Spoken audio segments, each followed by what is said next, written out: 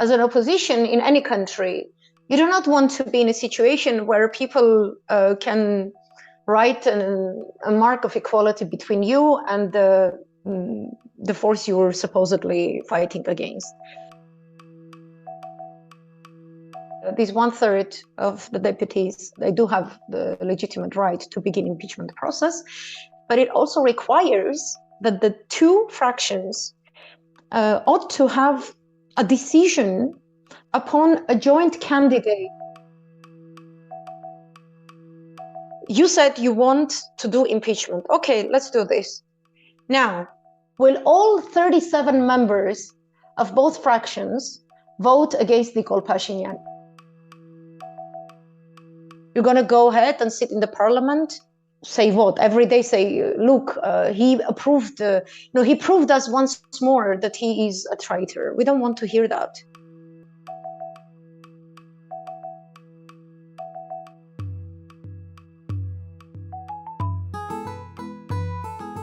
Hello and welcome to the Armenian news network Groong. I'm Hovik Manucharyan and I have Ospet Bedrosyan here with me. This episode was recorded on Monday, August 29, 2022.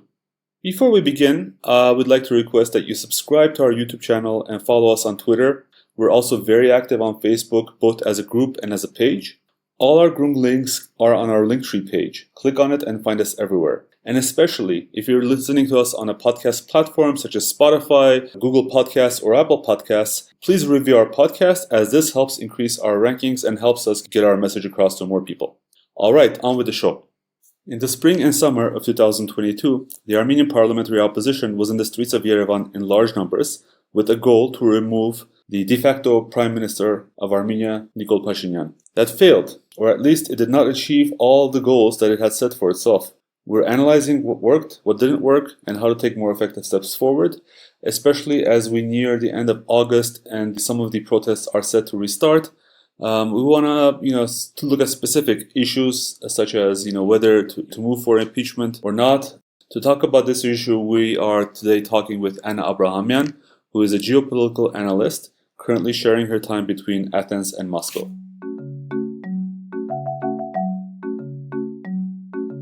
Welcome to the show, Anna. We're very happy you could join us. Hello, Anna. Hello. Hi. Anna, we wanted to have a quick discussion today about the internal Armenian political situation. The Armenian resistance movement has been in the streets since April. We have been out there trying to cover the issue from our perspective, and we've seen you there too, and in fact talked to you once on the issue on our podcast. How would you evaluate the outcome of the resistance movement so far? Judging from the goals, not everything that has been promised has been achieved. First, I want to thank you for the opportunity. And the second, I want to say I'm not going to sugarcoat my answers because we are beyond November 9th to such an extent that every day I feel like we're waking up to a Tarkovsky movie and it's never going to end. The opposition movement presented their second major failure. The first one being the percussion charjum. I don't know how to properly translate it into English. Homeland Salvation. Salvation. The Salvation Movement. I don't like both titles, nor the Salvation nor Resistance. We need clear-cut liberation movement because what's happening in Armenia is a Turkish junta at the government realm, and they're not doing anything that benefits Armenia. These are traitors, and I'm not going to address them in any different way. And the sooner we realize that as a nation, perhaps better results we'll get in all kinds of movements we're trying to organize. This particular period of April, May, June was a huge period of time presented with lots of opportunities from the public for the opposition to go ahead and do very concrete steps, initiate concrete steps and get concrete results. I don't appreciate the way they present as if they have achieved all the goals they have placed before them, because you get an impression that the goals that the public was presenting whilst coming and walking endlessly through Yerevan streets were very different from the goals that this particular, the entitled opposition, so to speak, had. And they don't have anything clear in their hands, even as we speak now.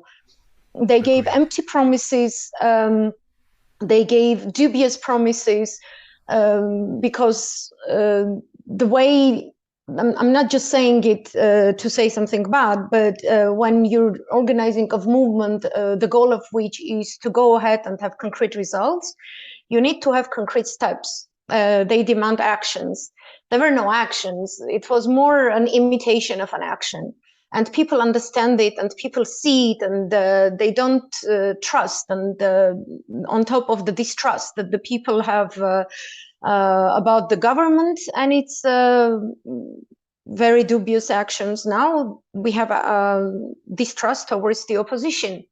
You don't want to be, as an opposition in any country, you do not want to be in a situation where people can write a mark of equality between you and the force you're supposedly fighting against.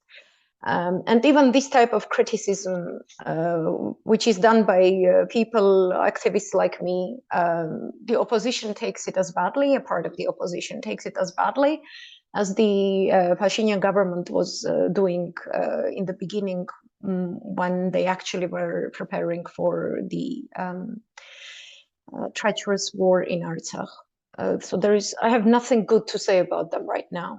We can explore further through your questions, because I don't want to sound like I'm just criticizing for the sake of it. We talked with Edgar Ghazarian recently, and he also was basically, also even in his rally, he was enumerating legal constitutional ways or methods by which Armenians could dispose of the traitor Nikol Pashinyan. Okay, now if we are staying within the constitutional field, what additional decisive actions do you think that the opposition missed, or didn't do over the last, 6 months? What Edgar Ghazarian is proposing is something that the opposition had proposed themselves by not going through an action script that would have the typical scenes of a street revolt and people barging into a building, taking over government or whatever.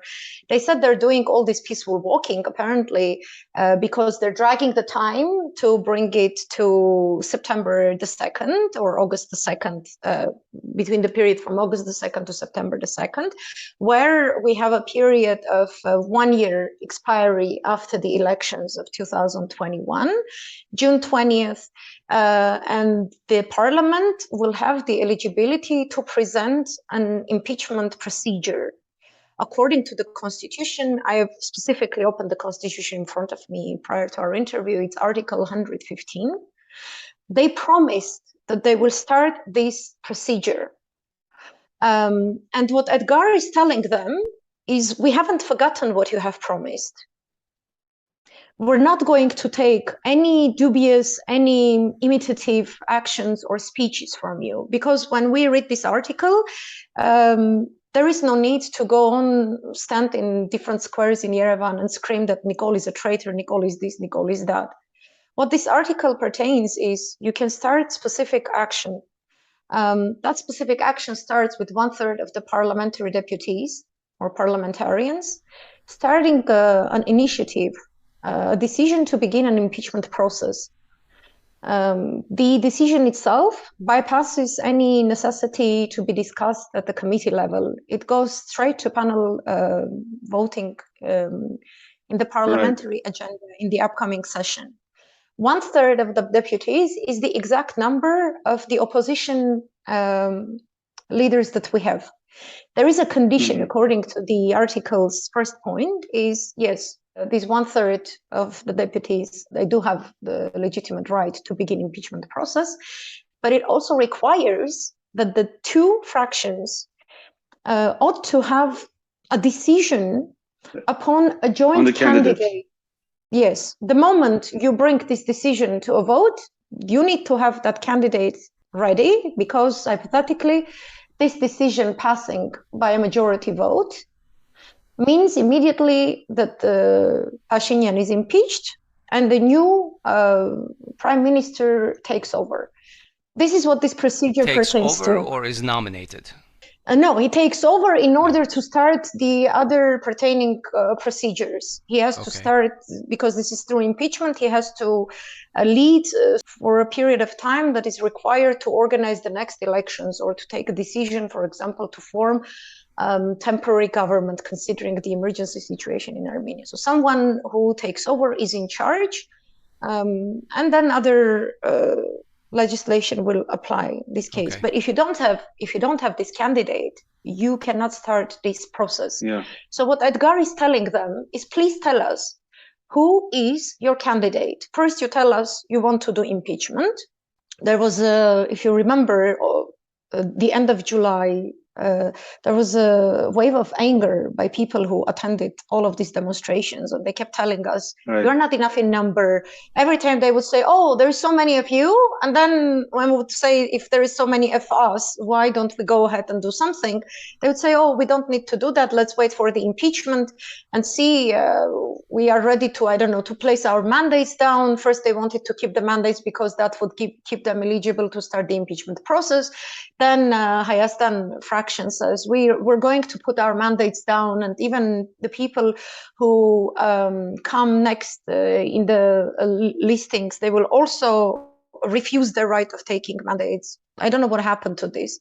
They always say something very similar to what Nikol does, something to fill in the gap of news for that day. And this news takes people's attention for about 24 hours, and the next day people seem to forget what the opposition was telling. They don't do follow-up. They don't have a culture of accountability for their words and their actions.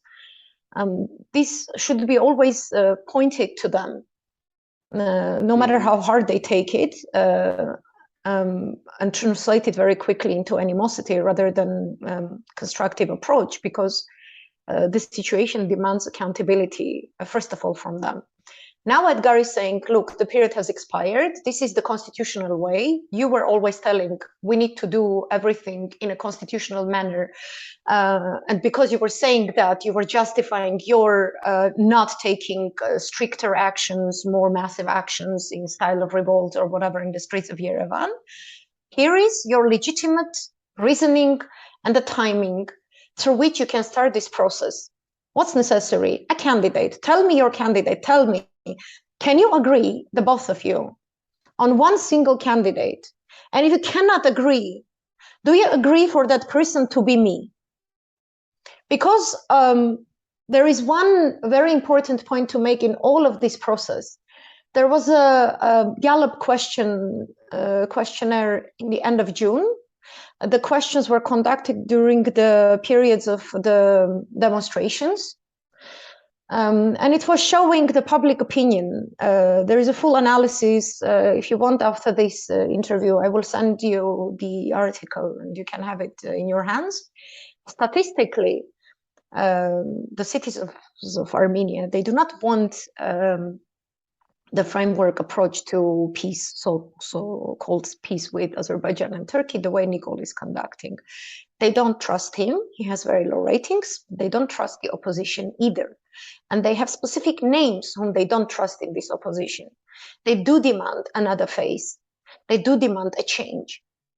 They do not appreciate that there is a hidden agenda from amongst the groups in the opposition who want and are capable of dragging this process of imitative demonstrations or resistance.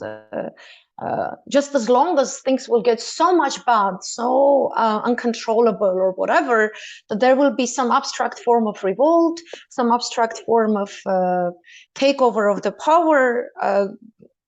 When we imagine what can happen in this process from the side of the Turks or Azerbaijanis, it becomes a very scary picture. They will promote, until they will promote the one particular leader whom they think should be the leader. They don't want to consider the public opinion, which has solid statistical data behind it. So in Armenian, we say ach kapotsi. They are playing ach kapotsi with the public who goes out on the street. This is why people say, you know what, we go out on the street, we think we're going out for this. The opposition goes out on the street for something else. Our interests do not match. And Yeah. Edgar is trying to bring them into this matching point, basically. And I was going to say that during the summer when we were talking with them and we said who would be the leader, they were insisting that this was not personality based in their terms, personality based, and it was a team effort. And we said, yes, but at the end of the day, the prime minister is not going to be a team, right? It's going to be a person, and they would not name names. So I personally felt like, so who are people lining up behind? It's, we're not here to dance Shurchbaria Marchenkesta. Yes, but because there is specific statistics which show people's reaction to their leaders, and they don't want that. They don't want to see specific faces. They don't believe that our country and the society are incapable of producing good leaders in these crisis times. This is why they don't, even if they join the demonstrations, there were a lot of people who would join while we were marching. They didn't want to hear the speeches in the beginning. They didn't want to hear the speeches at the end. They say, we know these people. We know what they're saying. We know when they lie. We know when they manipulate. We're not interested in that. We just want our country. And there is a chunk of the opposition who do not want to consider this opinion. Worse even, they behave as if there is no such opinion. There is no such statistics. They don't like to talk about statistics. If you point it out, you become an opponent to them. Like they call you opposition of opposition. And we want to stop this noise, this unnecessary chit chat, and bring them down to the law and say, these are the steps to be taken. We are capable of hearing you out if you bring us that candidate. If you have agreed on, if you don't agree, this is the person, there is the man, Edgar Ghazarian, with all the qualifications, and he's capable of producing that list of a team with members in, not hidden like the opposition did. They said from the stage, we have a list of 250 people. These people are standing amongst you. We will not tell you the names of these 250 people, but we're telling you that they are, they deserve to become whatever. And people do not want to hear that. They want to see faces. They want to see the voice behind the face. What are they saying and how solid it is? And indeed, it will be them that will come, not come to power, who will manage this crisis period, and not some other leader who will come from behind the backstage and say, oh, all of this was organized for me, okay? Because roughly speaking, I'm the one who finances a part of this campaign. They need to understand that this type of thinking is done with. This type of thinking, especially in this period, is not respected by the people, and they cannot, unconsiderate of people's opinion, turn and say that whoever doesn't want us as power, as leaders, they're Turks, they're Nikol, they're whatever. This labeling and noise has to stop. Anna, the parliamentary opposition, in speaking about the potential impeachment move, said that they would only support the move if they have confidence that it would succeed. So I want to ask you, and in order to successfully impeach, of course, they would need 51% of the parliament, which includes many civil contract MPs. How realistic do you think this scenario is? And if not, then what would be next if the impeachment fails? And if it does fail, then wouldn't that actually introduce more apathy in the opposition and the people who support the opposition? There is this point where the opposition, we have to always keep it on the back of our heads, right after the failure of the 20th of July in 2021, hasn't done much homework, either with public or with the ruling party, the civil contract. But right now, there is an opportunity. First of all, they themselves were saying, we will do the impeachment, we have the tools or whatever.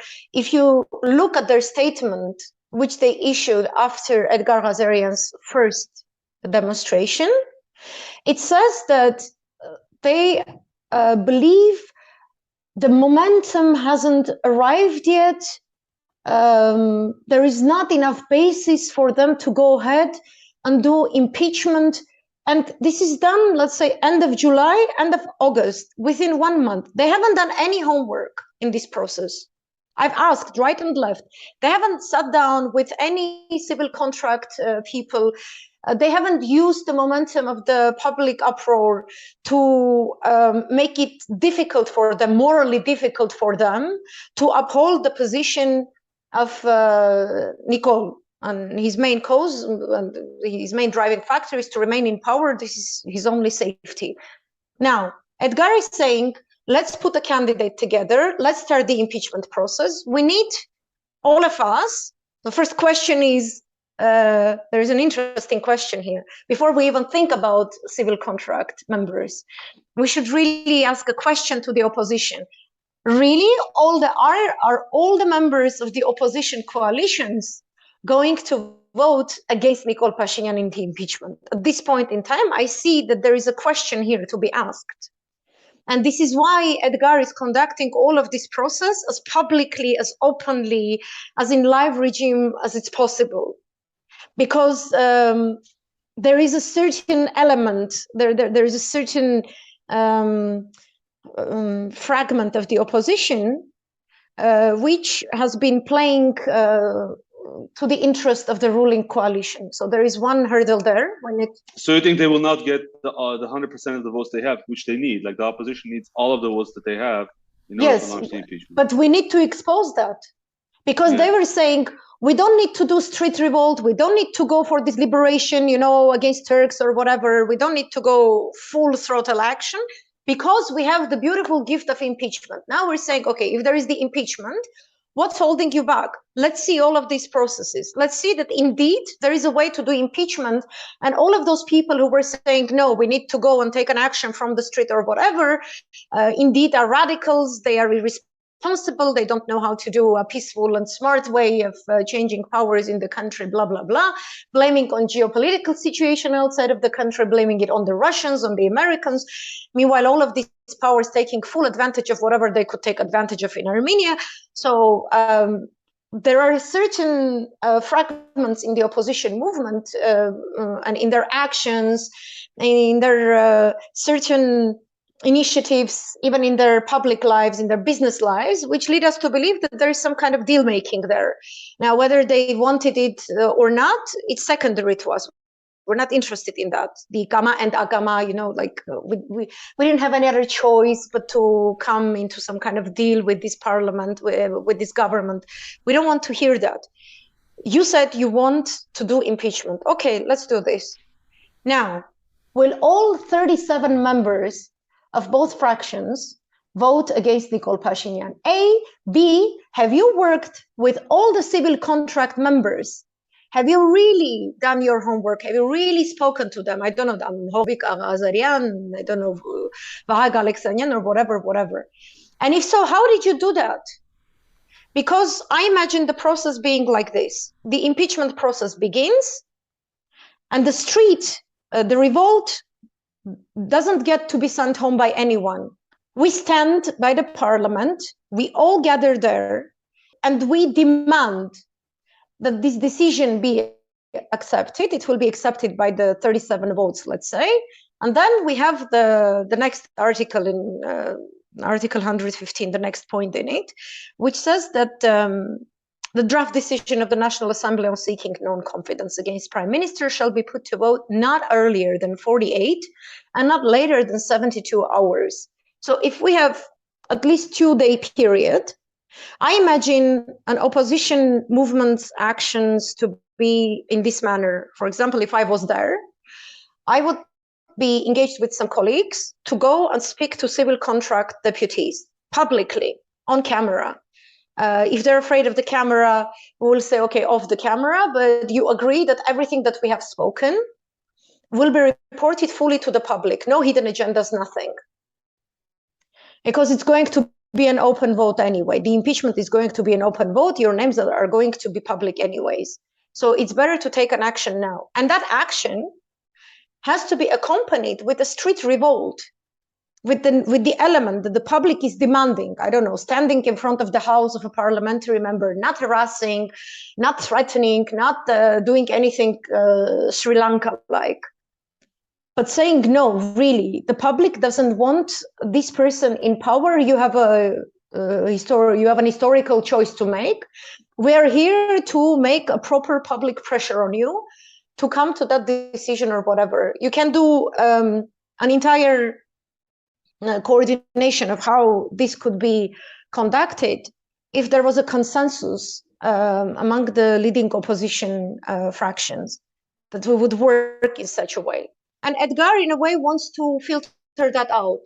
He wants to filter out to what extent is the opposition ready to take that constitutional action, which they keep referring to for at least 2 years now. Let's do this, basically. This is what he's saying. And I'm ready to take part in it in any moment. I think it will be developing through this type of a scenario. And the opposition will not have a place to hide anymore. And the moment opposition will not have a place to hide anymore, Nikol will not have a place to hide either. And we will bring it to some kind of a conclusion. Maybe I'm being subjective as someone who has seen, so many failures over the last 2 years, but what if, it goes wrong?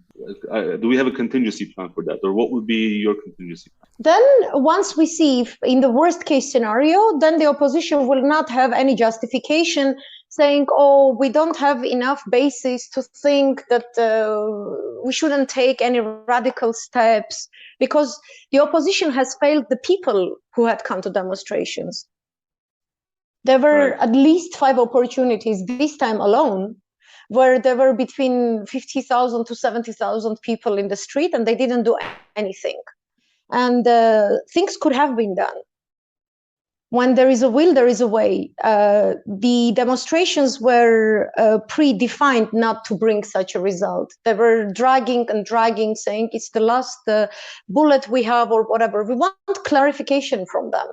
You want constitutional way? This is the way. Have we exhausted all the constitutional ways and understood that there is no such manner through which we can remove them? Yes, we have achieved to that point. Okay, from this point on, we're going to take demonstrations to another level. And it's not going to be about you, about your personalities, about who wants to be the next big thing in Armenia, because by that time, we may as well not have any Armenia left at all. We don't want anyone playing hide and seek with us, basically. This is what we're trying to clarify at this stage. And I don't think we are condemned to failure, by the way. I think the moment you are requiring openness in actions, you're requiring to speak openly, to speak in a live regime and not go and discuss something behind the stage somewhere or sit in the cafes or whatever. No. Everything, Edgar is doing everything in public. We hear everyone speak in public. Even their statement one day after his demonstration was very funny. It was very poor.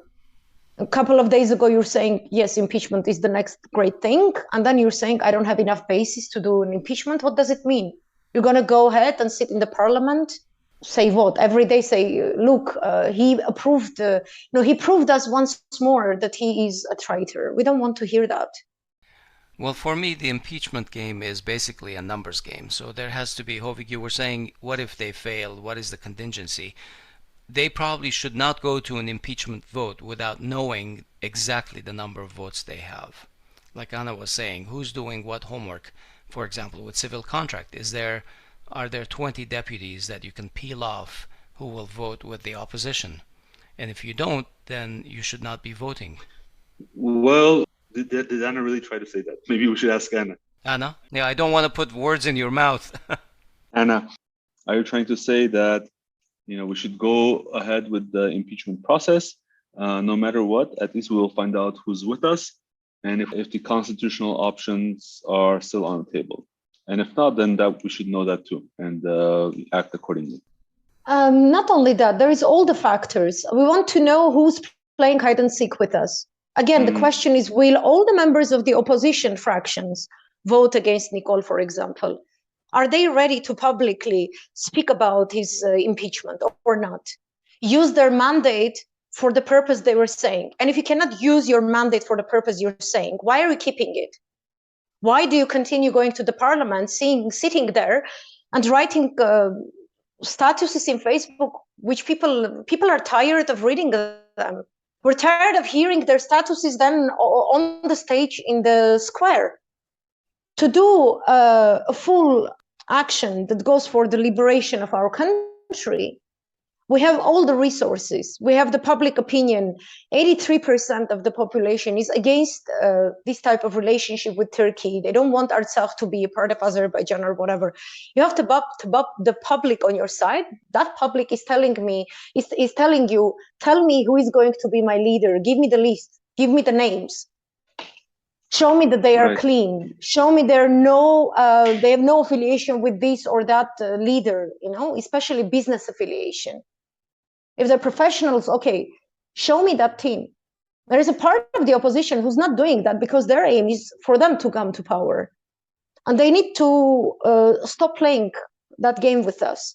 Okay. So there is a lot of elements. They have never used the element of public uproar to present pressure on the civil contract. There is an impression that the civil contract deputies are they have this protective shield.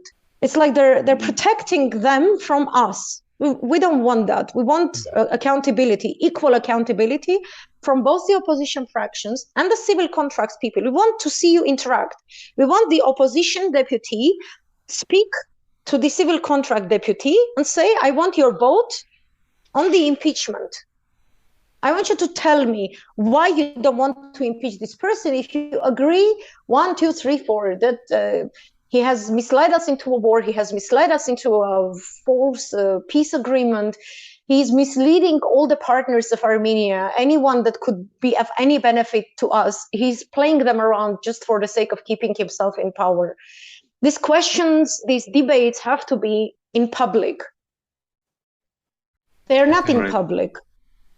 This is why we don't know how to go on, and this is why they can use this humbleness. This is very Armenian, it's like don't put the dirty laundry on public or whatever. They're playing a certain game amongst themselves, and we don't want that to continue. There is a candidate, there is a joint candidate, there is a person, Edgar Ghazarian, who deserves to be a joint candidate. Why won't you go ahead and do that? And he has a radical way of working.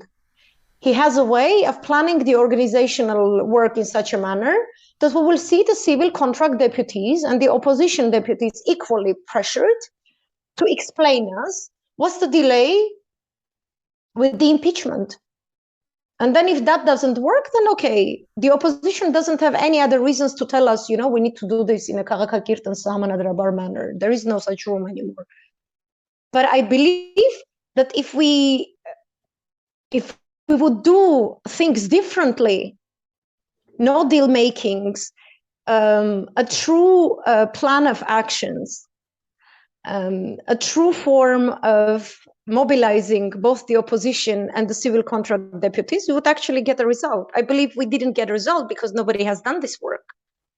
Everyone has been avoiding doing this work.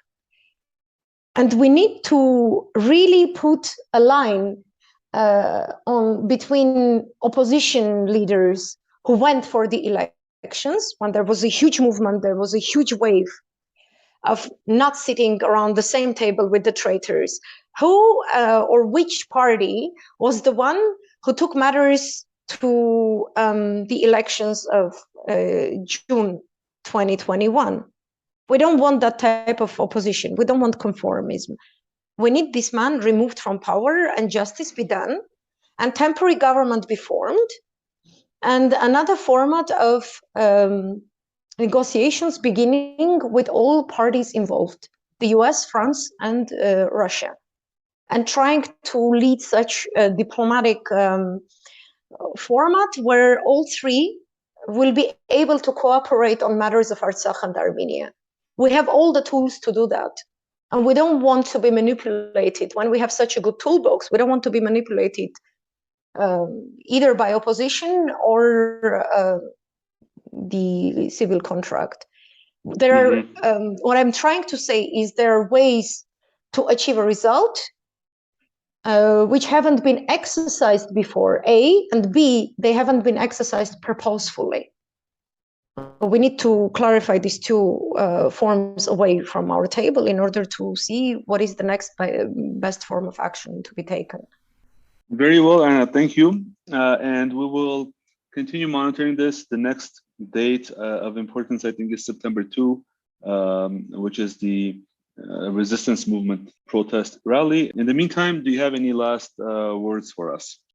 The best message is to not only believe and hope, everyone says believe and hope, but to be very clear about demanding actions and understanding in our mindset what those actions require from us, never forgetting that we are an independent country. Yes, we are engaged in geopolitical partnerships to specific degrees with the US, specific degrees with Russia, with Iran, with France, that we have diaspora and its lobbying tools as weapons that others don't have.